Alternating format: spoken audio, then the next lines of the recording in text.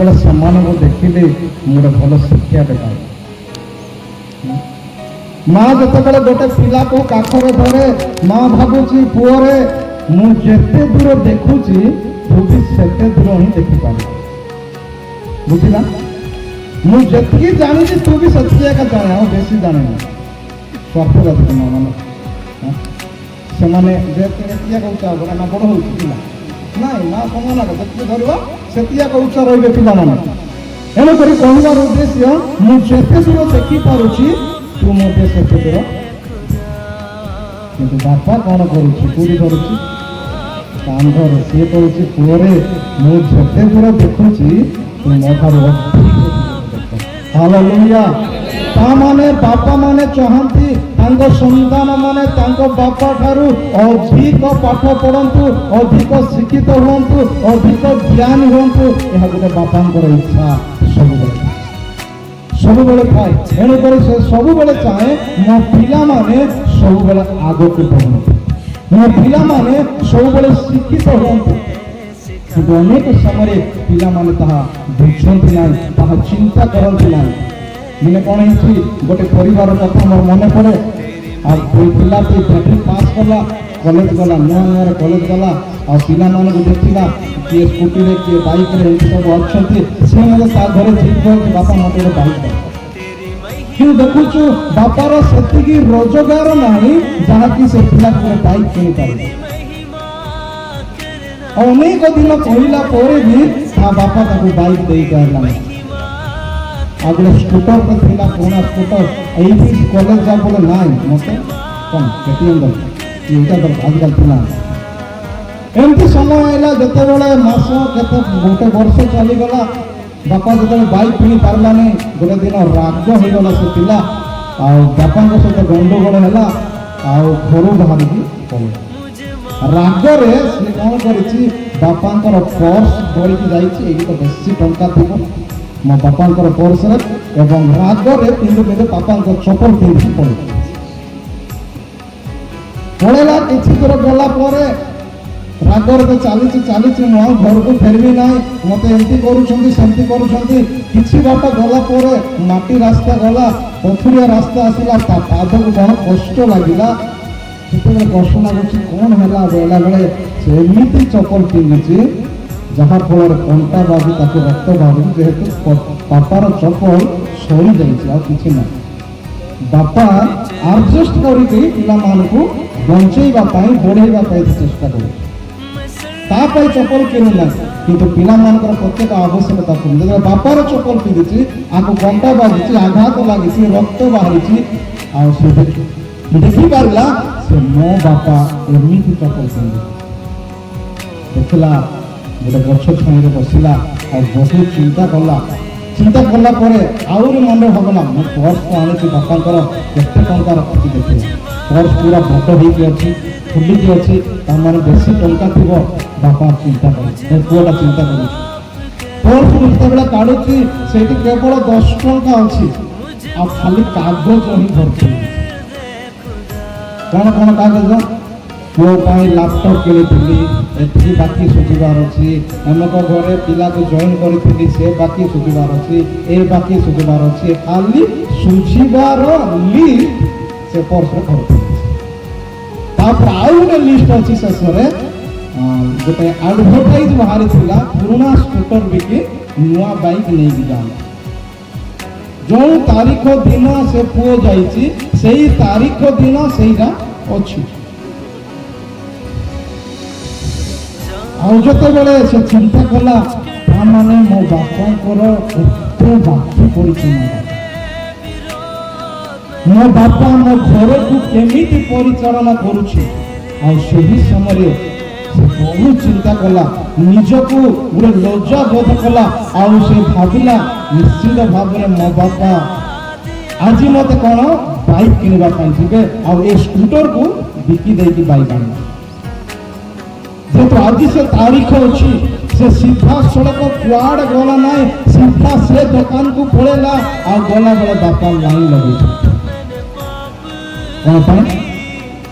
Scooter ଦେଇକି ତା ପାଇଁ ନୂଆ ଗାଡ଼ି। ଆଉ ଯେତେବେଳେ ଏମିତି ଦେଖିଲା, ଆଉ ସାଙ୍ଗେ ସାଙ୍ଗେ ସେ ଗୋଡ଼ ତଳେ ପଡ଼ିଗଲା ଆଉ କହିଲା ବାପା ମୋର କିଛି ଦରକାର ନାହିଁ, ମୁଁ ଆଜିଠାରୁ କାମ କରିବି। ନିଶ୍ଚିତ ଭାବରେ ଯେତେବେଳେ ଆମମାନେ ବାପା ମାଙ୍କ ବିଷୟକୁ ଜାଣିନଥାଉ, ବୁଝିନଥାଉ, ବାପା ମାଙ୍କୁ ଅନେକ ନିନ୍ଦା କରିଥାଉ, ଅନେକ ବଚସା କରିଥାଉ, ଅନେକ ବିଷୟ କହିଥାଉ। ପ୍ରିୟ ପ୍ରଭୁଙ୍କ ଲୋକମାନେ ଏହି ପିତୃ ଦିବସରେ ପ୍ରଭୁମାନଙ୍କୁ କହିବା ପାଇଁ ଚାହାନ୍ତି ପିତାଙ୍କ ପ୍ରେମ ଆମ ପ୍ରତ୍ୟେକଙ୍କ ପାଇଁ ମହାନ ଅଟେ। ପିତାଙ୍କ ପ୍ରେମ ଆମ ପାଇଁ ବହୁତ ବଡ଼ ବିଷୟ ଅଟେ। ଯଦି ଆମେ ଦେଖିବା ସେ ଅପବିୟ ପୁତ୍ରଙ୍କର ବିଷୟ, ସେ ପିତାଙ୍କ ସହିତ ଗଣ୍ଡଗୋଳ କଲା, ଅଶାନ୍ତି କଲା, ଭାଗ ମାଗିଲା, ସବୁ କିଛି କଲା, ଦୂର ଦେଶକୁ ଚାଲିଗଲା। ତାର ନିଜ ଇଚ୍ଛା ଯାହା ତାହା ସେ କରିବାକୁ ଆରମ୍ଭ କଲା। ଦେଖୁଛୁ ପ୍ରଶ୍ନ କ'ଣ ଅଛି କୈଳାସର ପିତୃ ପ୍ରେମ, ପିତାଙ୍କ ପ୍ରେମ ଏକ ବହୁତ ବଡ଼ ବିଷୟ ଆମ୍ଭମାନେ କରିବା। ଗୋଟେ ବାପା ଆମ୍ଭମାନଙ୍କୁ ଏତେ ପ୍ରେମ କରନ୍ତି, ଆମମାନଙ୍କର ସମସ୍ତ ଆବଶ୍ୟକତାକୁ ସେ ପୂରଣ କରନ୍ତି, ଆମମାନଙ୍କ ପ୍ରତ୍ୟେକ ଚିନ୍ତାର ଭାରକୁ ସେ ସମ୍ଭାଳନ୍ତି, ଗୋଟେ ପରିବାରର ବୋଝକୁ ସେ ବୋହି ଚାଲନ୍ତି। ଗୋଟେ ପିଲା ଯେତେବେଳେ ବଡ଼ ହୁଏ, ଛୋଟ ଥିବ, ଛୋଟ ସମୟରେ ପିଲା ଭାବେ ମୋ ବାପା ବହୁତ ଭଲ, ମୋର ସବୁ ବିଷୟ ବୁଝୁଛି। ଧୀରେ ଧୀରେ ବଡ଼ ହେବ, ମୋ ଯେତେବେଳେ ବଡ଼ ହେବ କେତେ 10 ବର୍ଷ 15 ବର୍ଷ ହେଲେ ମୋ ବାବା କିଛି ଭଲ ନାହିଁ, ଯେଉଁଟା ମାଗିଲେ ବି ଆଉ ଦେଉନାହିଁ। ଯେତେବେଳେ ଆଉ ଟିକେ ଭଲ ବଡ଼ ହେଇଯିବ, ମୋର ବାପା ମୋର କେଉଁ କଥା ବି ଶୁଣୁନାହିଁ, ଭଲ ନାହିଁ। ଯେତେବେଳେ 40-50 ବର୍ଷ ହେଇଯିବ, ମୋ ବାପା ଯାହା ଥିଲା ଭଲ ଥିଲା।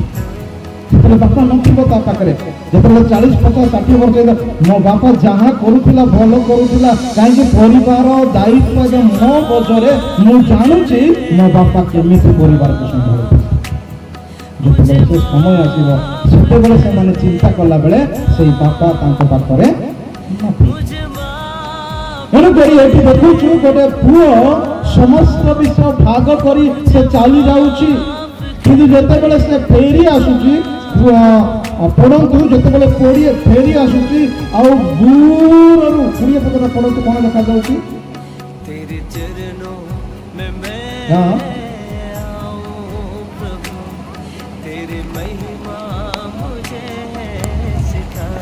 ଦୂରରୁ ଦେଖୁଛନ୍ତି ପ୍ରିୟ ପ୍ରଭୁଙ୍କ ଲୋକମାନେ, ଯେତେବେଳେ ଆମେ ପରମେଶ୍ୱରଙ୍କ ନିକଟକୁ ଫେରିବାକୁ ଚାହିଁବା, ଯେକୌଣସି ପାପ କରିଥାଉ ନା କାହିଁକି, ପୁଅ ଝିଅ ଭାବରେ ଦୂରରୁ ଆମମାନଙ୍କର ପରମେଶ୍ୱର ଆମମାନଙ୍କୁ ଦେଖନ୍ତି, ସେ ଆମମାନଙ୍କ ହୃଦୟକୁ ଦେଖନ୍ତି, ଆମମାନଙ୍କ ମନକୁ ଦେଖନ୍ତି।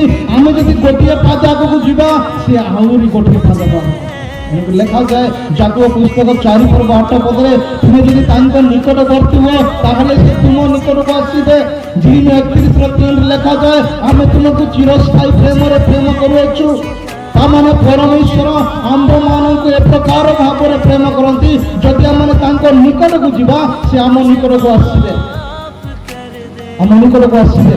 ତେଣୁ ପ୍ରିୟ ପ୍ରଭୁଙ୍କ ଲୋକମାନେ, ଆମମାନେ ଦ୍ୱିତୀୟ ବଂଶାବଳୀ 16 ପର୍ବ 9 ପଦ ଯେ ଦେଖିବା, ସେଠି ଅତି ସୁନ୍ଦର ଭାବରେ ଲେଖାଯାଉଛି। ପଢ଼ନ୍ତୁ, ଦ୍ୱିତୀୟ ବଂଶ, ହଁ,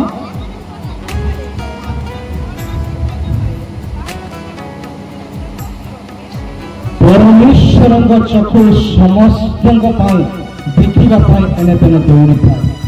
ଯଦି ମୁଁ ଆଜି ପାପ ପଥରୁ ଫେରିବାକୁ ଚାହୁଁଛି, ଆସିଛି ସେଇ ଅପବ୍ୟ ପୁତ୍ର ପରି, ଦୂରରୁ ପିତା ଦେଖନ୍ତି, ସେଇଦିନ ଅପବ୍ୟ ପୁତ୍ରର ବାପା ଦୂରରୁ ଦେଖିଲା, ପରମେଶ୍ୱର ଆମ୍ଭମାନଙ୍କୁ ଦୂରରୁ ଦେଖନ୍ତି।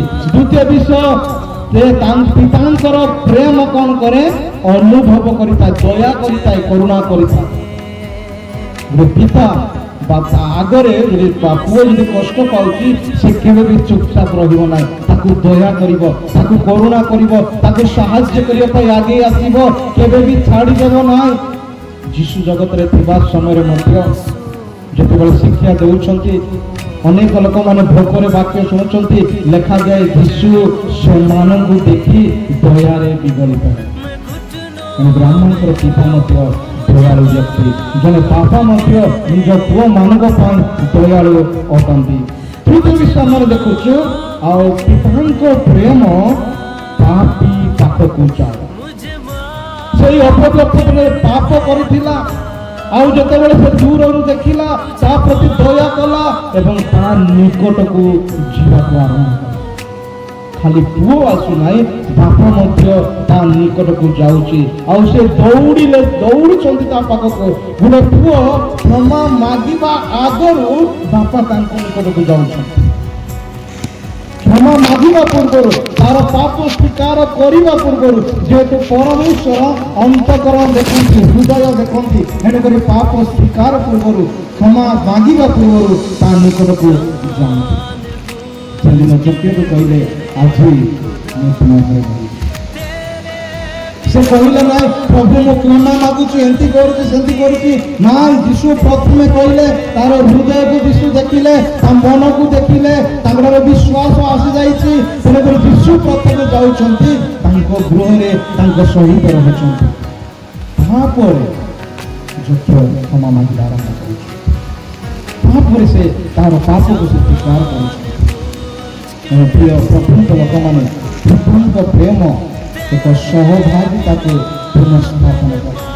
ଯେଉଁ ସହଭାଗିତା ଥିଲା ତାହା ସମ୍ପୂର୍ଣ୍ଣ ବିଚ୍ଛିନ୍ନ ହୋଇଯାଇଥିଲା। ଯେତେବେଳେ ଅପବ୍ୟ ପୁତ୍ର ଅନୁତାପ କରି ଫେରି ଆସିଲା, ସେହି ସହଭାଗିତା ପୁନଃସ୍ଥାପନ ହୋଇପାରିଲା। ଏକ ଭଙ୍ଗା ସମ୍ପର୍କ ନୂତନ ଭାବରେ ସ୍ଥାପନ ହୋଇପାରିଲା। ଏଣୁକରି ପ୍ରିୟ ପ୍ରଭୁଙ୍କ ଲୋକମାନେ, ସେଇଦିନ ଯୋସେଫ ମଧ୍ୟ ଏକ ଭଙ୍ଗା ସମ୍ପର୍କ ଥିଲା ତା ଭାଇମାନଙ୍କ ସହିତ, ଆଉ ତାହା ଏକ ପୁନଃସ୍ଥାପନ ହୋଇପାରିଲା।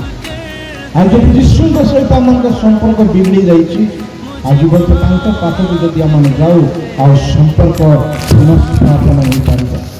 ଏବଂ ଶେଷରେ କହିବି, ପିତାଙ୍କ ପ୍ରେମ ଏକ ନୂତନ ଆରମ୍ଭ ହୁଏ।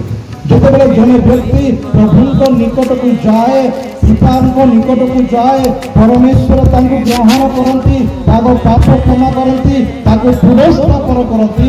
ସେହି ଦିନଠାରୁ ଏକ ନୂଆ ଆରମ୍ଭ ହୁଏ। ଯେତେବେଳେ ଅପବ୍ୟ ପୁତ୍ର ଯାଇଛି, ଆଉ ସବୁ କିଛି ସରିଗଲା ପରେ ତାଠାରୁ ନୂଆ ଆରମ୍ଭ। କ'ଣ କ'ଣ ଆରମ୍ଭ ହେଲା? ନୂଆ ପୋଷାକ, ତା ପାଇଁ ନୂଆ ଡ୍ରେସ୍ ନେଇକି ଆସ, ଆକୁ ପିନ୍ଧେଇ ଦେବ। ନୂଆ ଡ୍ରେସ୍ ଅର୍ଥ ହେଉଛି ପ୍ରିୟ ପ୍ରଭୁଙ୍କ ଲୋକମାନେ ଏକ ଧାର୍ମିକତାର ବିଷୟ। ପରମେଶ୍ୱର ଯେତେବେଳେ ଆମକୁ ତାଙ୍କ ସନ୍ତାନ ଭାବରେ ଗ୍ରହଣ କରନ୍ତି, ଆମ୍ଭମାନଙ୍କ ମଧ୍ୟରେ ଏକ ନୂତନ ପୋଷାକ ଦିଅନ୍ତି।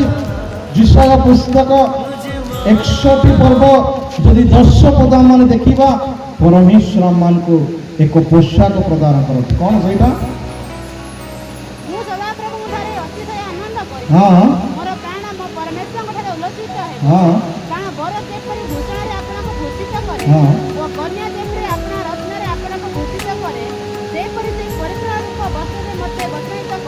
ହାଲେଲୁୟା। ପରିତ୍ରାଣର ବସ୍ତ୍ରରେ ସେ ବସ୍ତ୍ରାନିତ କରିବେ, ଧାର୍ମିକତାର ବସ୍ତ୍ର ସେ ପିନ୍ଧାଇବେ। ଯେତେବେଳେ ପିତାଙ୍କ ପ୍ରେମକୁ ଆମମାନେ ଜାଣିବା, ଯେତେବେଳେ ପିତାଙ୍କ ନିକଟକୁ ଆମମାନେ ଯିବା, ଯେତେବେଳେ ପିତାଙ୍କୁ ଆମ୍ଭେମାନେ ଗ୍ରହଣ କରିବା, ନିଜର ପାପକୁ ତାଙ୍କ ନିକଟରେ ରଖିବା, ଏକ ପୁନଃସ୍ଥାପନ ହେବ। ଏତେବେଳେ ନୂତନ ଆରମ୍ଭ ହେବ, ଏକ ଧାର୍ମିକତାର ବସ୍ତ୍ର ପ୍ରଭୁ ଯୋଗାଇବେ। ଦ୍ୱିତୀୟରେ ଡ୍ରେସ୍ ଦେଲା ପରେ କ'ଣ ଦେଲା? ମୁଦ୍ରିକା ଦେଉଛନ୍ତି, ମୁଦି ଦେଉଛି। ମୁଦି ହେଉଛି ଗୋଟେ ଅଧିକାରର ବିଷୟ, ପୁତ୍ରତ୍ୱର ବିଷୟ।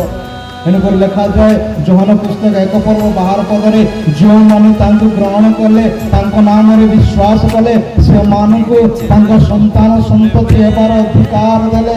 ତାମାନେ ଯଦି ଆମେ ତାଙ୍କୁ ଗ୍ରହଣ କରୁଛୁ, ବିଶ୍ୱାସ କରୁଛୁ, ପରମେଶ୍ୱରଙ୍କ ସହିତ ନୂତନ ସମ୍ପର୍କ ସ୍ଥାପନ ହେଇପାରୁଛି, ତାହେଲେ ତାଙ୍କରି ସନ୍ତାନ ସନ୍ତତି ହେବାର ଅଧିକାର। ଏକ ମୁଦ୍ରିକା, ଏକ ଚିହ୍ନ ସେ ପ୍ରଦାନ କରନ୍ତି। ଏକ ପୁତ୍ରତ୍ୱର ଚିହ୍ନ ସେଦିନ ଅପବ୍ୟ ପୁତ୍ରକୁ ଦିଆଯାଇଥାଏ। ପରମେଶ୍ୱର ଆମମାନଙ୍କୁ ଆତ୍ମିକ ଭାବରେ ଏକ ପୁତ୍ରତ୍ୱ ଦେବା ପାଇଁ ଚାହାନ୍ତି, ଏକ ଅଧିକାର ଦେବା ନିମନ୍ତେ ସେ ଚାହାନ୍ତି। ଏବଂ ଆମମାନେ ଦେଖୁଛୁ ଏହିପରି ଭାବରେ ଯେ ପରମେଶ୍ୱର ଆମ୍ଭମାନଙ୍କୁ ଆଶୀର୍ବାଦ କରନ୍ତି, ସାହାଯ୍ୟ କରନ୍ତି, ଅନୁଗ୍ରହ କରନ୍ତି। ତେଣୁ ପ୍ରିୟ ପ୍ରଭୁଙ୍କ ଲୋକମାନେ, ପିତାଙ୍କ ପ୍ରେମ ଏକ ଆମମାନଙ୍କୁ ନଜର ରଖିଥାଏ। କିଏ କୁଆଡ଼େ ଯାଉଛି, କ'ଣ କରୁଛି, 139 ଗୀତ ଯଦି ଏକ ପଦ ଦୁଇ ପଦ ଦେଖିବା ଆମମାନେ କେଉଁଠି ଅଛୁ, କ'ଣ କରୁଛୁ, କି ପ୍ରକାର ଭାବରେ ରହୁଛୁ, ଆମମାନଙ୍କର ବସିବା ଉଠିବା, ଆମମାନଙ୍କର ଭାବିବା, ଖାଇବା ପିଇବା, ଖେଳିବା, ଭଲ କାମ କରିବା, ଖରାପ କାମ କରିବା, ସବୁର ନଜର ପରମେଶ୍ୱରଙ୍କ ଠାରେ ଅଛି। ସବୁର ନଜର ଅଛି। ନିଶ୍ଚିତ ଭାବରେ ପରମେଶ୍ୱର ଆମ୍ଭମାନଙ୍କୁ ନଜର ରଖନ୍ତି, କାରଣ ସେ ଆମମାନଙ୍କୁ ଦୂରରୁ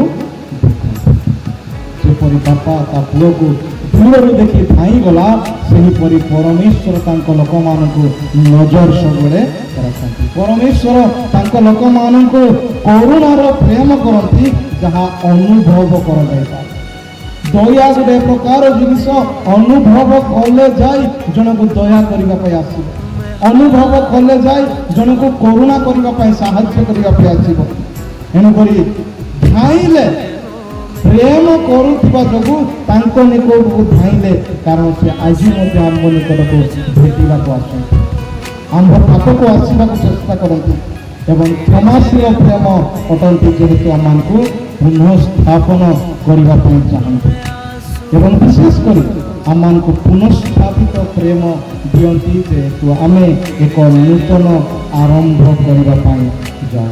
ତେଣୁକରି ବିଶେଷ ଭାବରେ ପରମେଶ୍ୱର ଆମ୍ଭମାନଙ୍କୁ କହିବା ପାଇଁ ଚାହାନ୍ତି ଯେ ପିତାଙ୍କ ପ୍ରେମ ଅତି ମହାନ, ପିତାଙ୍କ ପ୍ରେମ ସୁନ୍ଦର ଅଟେ, ପିତାଙ୍କ ପ୍ରେମ ଏକ ଆଶୀର୍ବାଦଜନକ ଅଟେ। ତେଣୁ ପିତୃ ପ୍ରେମରେ ଆମମାନଙ୍କର କର୍ତ୍ତବ୍ୟ ନିଜ ନିଜ ବାପାମାନଙ୍କୁ ସମ୍ମାନ ଦେବା ଆବଶ୍ୟକ। କେଉଁ ଗ୍ରାମରେ କ'ଣ ଫାଦର୍ସ ଡେ ହେଉଛି, କେଉଁଠି ହେଉନି,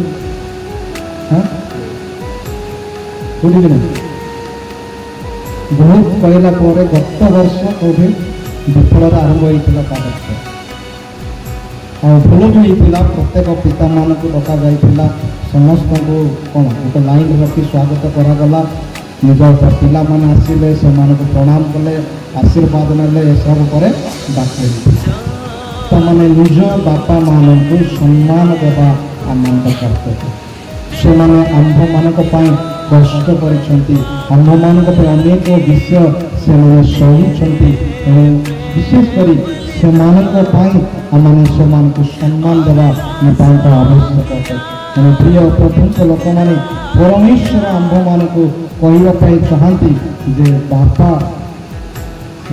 ସିଂହ ପରି ଆମମାନଙ୍କ ପାଇଁ, ବାପା ହେଉଛନ୍ତି ଆମମାନଙ୍କ ପାଇଁ ଗୋଟେ ସୁସ୍ଥକାରୀ, ବାପା ଆମମାନଙ୍କ ପାଇଁ ଗୋଟେ ଶିକ୍ଷକ ଅଟନ୍ତି, ବାପା ଆମ୍ଭମାନଙ୍କ ପାଇଁ ଅନେକ ବିଷୟ ଗୋଟେ କ'ଣ ଉପଦେଶ ପ୍ରଦାନ କରନ୍ତି, ସମସ୍ତ ବିଷୟର ଯତ୍ନ ନିଅନ୍ତି, ସମସ୍ତ ଆବଶ୍ୟକତା ସେ ଯୋଗାନ୍ତି। ଗୋଟେ ଶାରୀରିକ ଭାବରେ ବାପା ଯେପରି ତା ପୁଅ ଆବଶ୍ୟକତା ଯୋଗାଏ, ଆତ୍ମିକ ଭାବରେ ଆମମାନେ ବର୍ତ୍ତମାନ ପାଇଁ ପାଳକମାନେ, ଡିକନମାନେ ତା ପୁଅମାନଙ୍କର ବା ମଣ୍ଡଳୀର ଆତ୍ମିକ ଆବଶ୍ୟକତାକୁ ସେମାନେ ଯୋଗାନ୍ତି। ଶାରୀରିକ ଭାବରେ, ଜାଗତିକ ଭାବରେ ବାପାଙ୍କୁ ଯେପରି ଆମମାନେ ପ୍ରେମ କରୁଛୁ, ଆତ୍ମିକ ପିତାମାତାଙ୍କୁ ମଧ୍ୟ ତଦନୁରୂପ ମାନେ ପ୍ରେମ, ଆଦର, ଯତ୍ନ, ସମ୍ମାନ କରିବା ଆବଶ୍ୟକ। ତାହେଲେ ପରମେଶ୍ୱର ଆମମାନଙ୍କୁ ଆଶୀର୍ବାଦ କରି ତାଙ୍କ ଗୌରବ ନିମନ୍ତେ ଆମ ପ୍ରତ୍ୟେକଙ୍କୁ ବ୍ୟବହୃତ କରିବେ। ସବୁ ପ୍ରତ୍ୟେକଙ୍କୁ ଅଳ୍ପ ବାକ୍ୟରେ ଆଶୀର୍ବାଦ କରିବେ। तेरे चरणों में मैं